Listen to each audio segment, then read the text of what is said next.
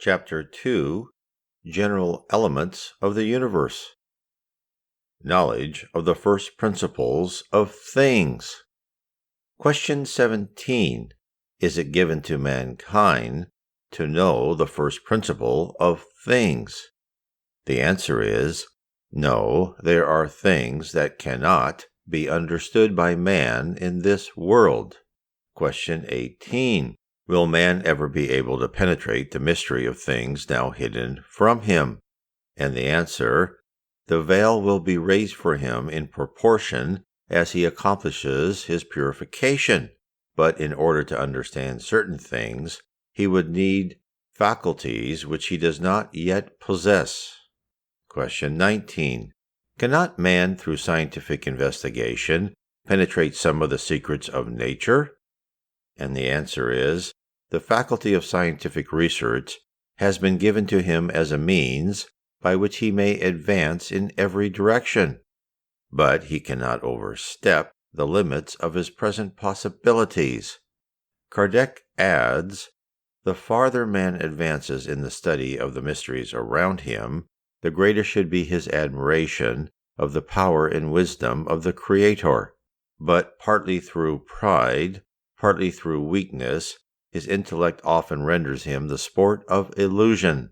He heaps systems upon systems, and every day shows him how many errors he has mistaken for truths, how many truths he has repelled as errors. All this should be a lesson for his pride. Question 20. Is man permitted to receive communications of a higher order in regard to matters which, not being within the scope of his senses, are beyond the pale of scientific investigation? And the answer is yes. When God judges such revelations to be useful, he reveals to man what science is incompetent to teach him. Kardec adds, it is through communications of this higher order that man is enabled, within certain limits, to obtain a knowledge of his past and of his future destiny. Spirit and Matter. Question 21. Has matter existed from all eternity like God, or has it been created at some definite period of time? The answer, God only knows. There is, nevertheless, one point which your reason should suffice to show you, vis-a-vis, that God, the prototype of love and beneficence, can never have been inactive. However far off in the past you may imagine the beginning of his action, can you suppose him to have been for a single moment inactive? Question 22. Matter is generally defined as being that which has extension, that which can make an impression upon our senses, that which possesses impenetrability. Are these definitions correct? The answer, from your point of view, they are correct, because you can only define in accordance with what you know. But matter exists in states which are unknown to you. It may be, for instance, so ethereal and subtle as to make no impression upon your senses, and yet it is still matter, although it would not be such for you. Follow-up question, what definition can you give of matter? The answer, matter is the element which enchains spirit, the instrument which serves it, and upon which, at the same time, it exerts its action. Kardec adds, from this point of view it may be said that matter is the agent, the intermediary, through which and upon which spirit acts. Question 23. What is spirit? The answer, the intelligent principle of the universe. The follow-up question, what is the essential nature of spirit? The answer, it is not possible to explain the nature of spirit in your language. For you it is not a thing, because it is not palatable, but for us it is a thing. Question 24. Is spirit synonymous with intelligence? The answer is, intelligence is an essential attribute of spirit, but both merge in a unitary principle, so that for you they may be said to be the same thing. Question 25. Is spirit independent of matter, Or is it only one of the properties of matter, as colors are a property of light, and as sound is a property of the air? And the answer, spirit and matter are distinct from one another, but the union of spirit and matter is necessary to give intelligent activity to matter. Follow-up question, is this union equally necessary to the manifestation of spirit? We refer in this question to the principle of intelligence abstractly considered without reference to the individualities designated by that term. And the answer, it is necessary for you because you are not organized for perceiving spirit apart from matter. Your senses are not formed for that order of perception. Question 26. Can spirit be conceived of without matter, and matter without spirit? And the answer, undoubtedly, as objects of thought. Question 27. There are then two general elements of the universe, matter and spirit? The answer is yes, and above them both is God, the Creator, parent of all things. These three elements are the principle of all that exists, the universal Trinity. But to the material element must be added the universal fluid, which plays the part of intermediary between spirit and matter, the nature of the latter being too gross for spirit to be able to act directly upon it. Although from another point of view, this fluid may be classed as forming part of the material element, it is, nevertheless, distinguished from that element by certain special properties of its own. If it could be classified simply and absolutely as matter, there would be no reason why spirit also should not be classed as matter. It is intermediary between spirit and matter.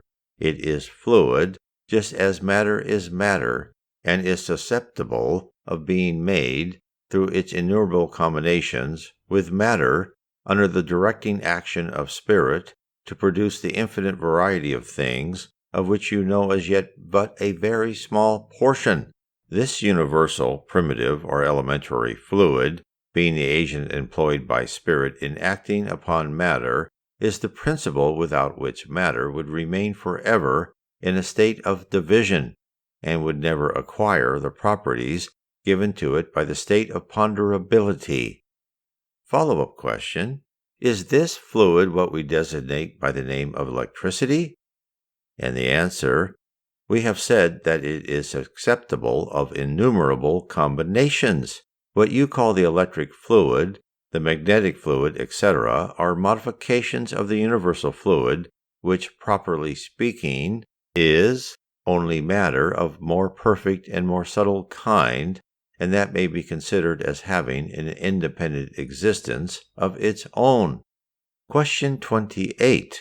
Since spirit itself is something, would it not be more correct and clearer to designate these two general elements by the term inert matter and intelligent matter? The answer is, questions of words are of little importance for us. It is for you to formulate your definitions in such a manner as to make yourselves intelligible to one another. Your disputes almost always arise from the want of a common agreement in the use of the words you employ, owing to the incompleteness of your language in regard to all that does not strike your senses. Kardec adds, one fact, patent to all observers, dominates all our hypotheses. We see matter which is not intelligent. We see the action of an intelligent principle independent of matter.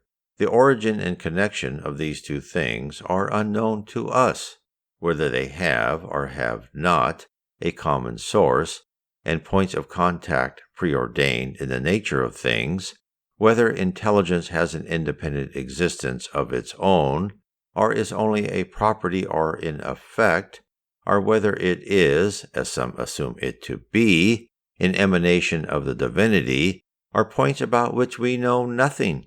Matter and intelligence appear to us to be distinct, and we therefore speak of them as being two constituent elements of the universe.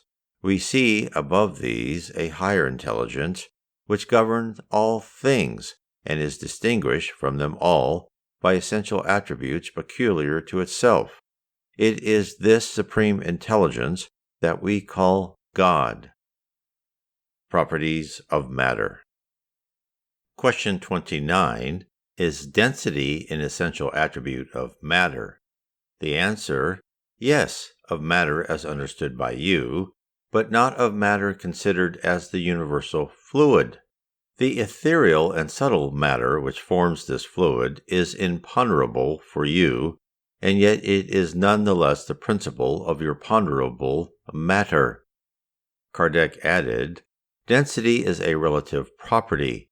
Beyond the sphere of attraction of the various globes of the universe, there is no such thing as weight, just as there is neither up nor down. Question 30. Is matter formed of one element or several elements? The answer: of one primitive element. The bodies which you regard as simple are not really elementary, they are transformations of the primitive matter. Question 31. Whence comes the different properties of matter? The answer: from the modifications undergone by the elementary molecules as a result of their union and of the action of certain conditions. Question 32. According to this view of the subject, saviors, odors, colors, sounds, the poisonous or salutary qualities of bodies are only the result of modifications of one and the same primitive substance? And the answer: yes, undoubtedly, and that only exists in virtue of the disposition of the organs destined to perceive them. Kardec adds, this principle is proved by the fact that the qualities of bodies are not perceived by all persons in the same manner. The same thing appears agreeable to the taste of one person and disagreeable to that of another. What appears blue to one person appears red to another. That which is a poison for some is wholesome for others. Question 33. Is the same elementary matter susceptible of undergoing all possible modifications and of acquiring all possible qualities? And the answer: yes, and it is this fact which is implied in the saying that everything is in everything. Kardec added, oxygen, hydrogen, azote, carbon, and all the other bodies, which we regard as simple, are only modifications of one primitive substance. But the impossibility in which we have hitherto found ourselves of arriving at this primitive matter otherwise than as an intellectual deduction causes these bodies to appear to us to be really elementary, and we may therefore, without impropriety, continue for the present to regard them as such. Follow-up question. Does not this theory appear to bear out the opinion of those who admit only two essential properties in matter, vis-a-vis force and movement, and who regard all the other properties of matter as merely secondary effects of these, varying according to the intensity of the force and the direction of the movement? The answer: that opinion is correct, but you must also add, according to the mode of molecular arrangement as you see exemplified, for instance in an opaque body that may become transparent and vice versa. Question 34. Have the molecules of matter a determinate form? The answer: these molecules undoubtedly have a form, but one which is not appreciable by your organs. Follow-up question. Is that form constant or variable? The answer: constant for the primitive elementary molecules, but variable for the secondary molecules, which are themselves only agglomerations of the primary ones, for what you term a molecule is still very far from being the elementary molecule. Universal space. Question 35. Is universal space infinite or limited? The answer: infinite. Suppose the existence of boundaries, what would be there beyond them? This consideration confounds human reason, and nevertheless your reason itself tells you that it cannot be otherwise. It is thus with the idea of infinity. Under whatever aspect you consider it, the idea of infinity cannot be comprehended in your narrow sphere. Kardec adds, if we imagine a limit to space, no matter how far off our thought may place this limit, our reason tells us that there still must be something beyond it, and so on, step by step, until we arrive at the idea of infinity, for the something beyond, the existence of which is recognized by our thoughts as necessity, were it only an absolute void, would still be space. Question 36.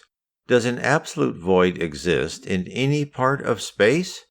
The answer, no, there is no void.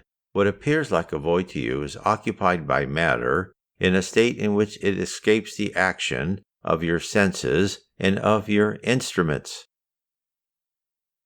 For those interested in learning more about Spiritism, you can find the entire The Spirits book on PDF. Look up Allan Kardec PDF on your favorite search engine. If you wish to explore more about the levels of heaven and the attributes of a spirit and the future of earth, I suggest you read my series of 3 books, starting with Heaven and Below, next Spirits and the Spirit Universe, and the 3rd book, How Spirits Guide Us. God bless.